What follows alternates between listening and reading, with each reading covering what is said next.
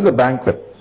Banquet there is a sign of the father's relationship with the son. The younger one wanted the father's relationship, so he returned. But the elder brother, he wanted only the wealth and prosperity of the father, and he was not interested in reconciliation with his father and his younger brother. He did not bother about the relationship which he had with the father. He left the father and went away, taking his property with him. That's why there the father says, the whole property belongs to you. When we see in Luke 15th chapter, 31st verse, we see the father saying like this, all that is mine is yours.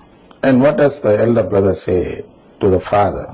Then he became angry and refused to go in. His father came out and began to plead with him. See, he didn't go inside his family. So he was not after the family relationship. So the father went and pleaded with him. But he answered his father, listen, for all these years I have been working like a slave for you. See, the slave, the parable of the slave. He has done only what he ought to have done. But here he claims a right over the property and the relationship with his father by saying that he worked for the father. So he is expecting something for his work more than his duty. The work which he did is actually his duty to the father. But he speaks like a slave or a servant who expects a reward in return for the work which he has done. So he considers his property as a reward for his work. So he grumbles with the father, saying like this, for all these years I have been working like a slave for you, and I have never disobeyed your commandment. Yet you have never given me even a young goat so that I might celebrate with my friends. It's all prosperity. But when this son of yours came back, who has devoured your property with prostitutes, you killed the fatted calf for him. This is what is the complaint which the elder brother makes. This complaint actually symbolizes what? This complaint symbolizes the one who does not believe in a father-son relationship, which we call as filial relationship. There, the father sees the younger son making a request for his relationship by saying in the 21st verse, Father, I have sinned against heaven and before you. I am no longer worthy to be called your son. Treat me as one of your hired servants. They are given in the note. He is asking his father to not treat him as his son, but as a servant at least.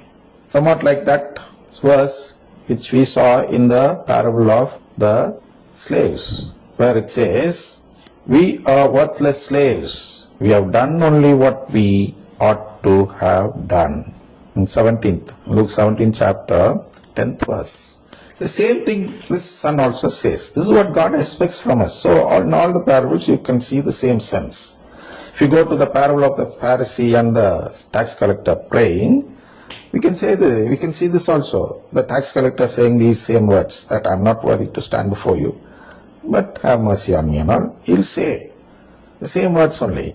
Father, I have sinned against heaven and before you. I am no longer worthy to be called your son, and treat me as one of your hired servants. But the father said to his slaves, quickly bring out the robe. What is that robe? It symbolizes the sacraments. The sign that this fellow is not a servant, but his son. All those things which are put on him are all signs that he is a son of this father. Bring out the robe, the best one, and put it on him, put a ring on his finger and sandals on his feet. These symbolize that this person is not a slave but a son of or a heir of his. So he is asking others to put on the external sign on his person. That's what we do in the sacraments, or through the sacraments, or through the faith in the sacraments. Martin Luther said, you can say it like that. These sacraments are external signs for our faith in filial adoption, and when we place our faith in filial adoption, we become righteous people. In what sense? In the sense that we righteously ask God for filial adoption after having asked here with external signs in this life. Asking with external sign is what is called sacraments in Catholic faith. That is how we the Catholics are saved through faith. So, in Romans 1st chapter 17th verse, the righteous people mentioned there is nothing but the Catholic people. The faith, the Catholics are saved through, I'll put it in a right form, the one who is Catholic will live by faith in filial adoption.